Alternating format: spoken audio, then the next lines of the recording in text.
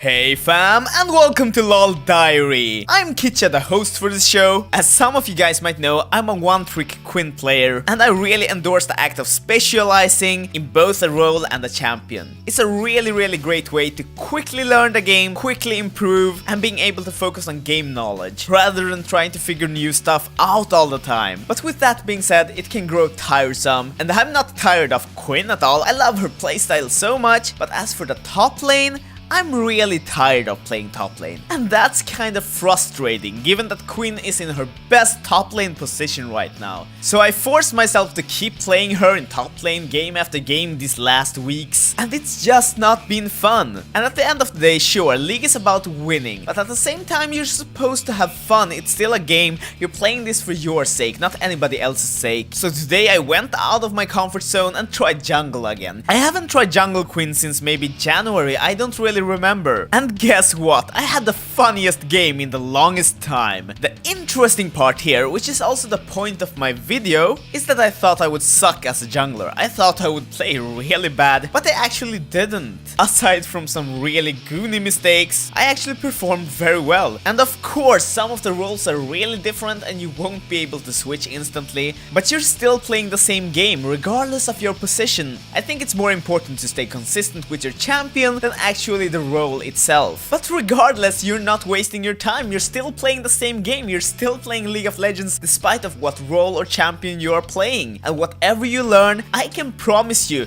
there's something out of what you've learned you can apply to all the other roles as well, even if you have to think differently. And while I personally am very competitive when it comes to League of Legends, I mean, I'm really playing to win. I still want to have fun, I don't want to stop having fun. So for me, this will be a period where I try other roles out, mostly jungle and mid. And of course there are some inherent hassles, as I have to get used to totally different game decisions, totally different matchups, etc. But those are stuff I wanted to tackle anyways. And at the end of the day, if I play some jungle games and then go back to top lane, I will still be a better top laner than before, now knowing more jungle matchups. Once again, my point of this video is that all the time you put into whatever role, or actually whatever champion, whatever you're playing and doing, is well invested time in learning the game. As long as you're learning and improving, that will add up. For instance, I will take a pause from top lane for the time being, but I've still learned so much about lane, I will make a top lane guide in the future. And if people request me to play top lane on streams, I will still do it.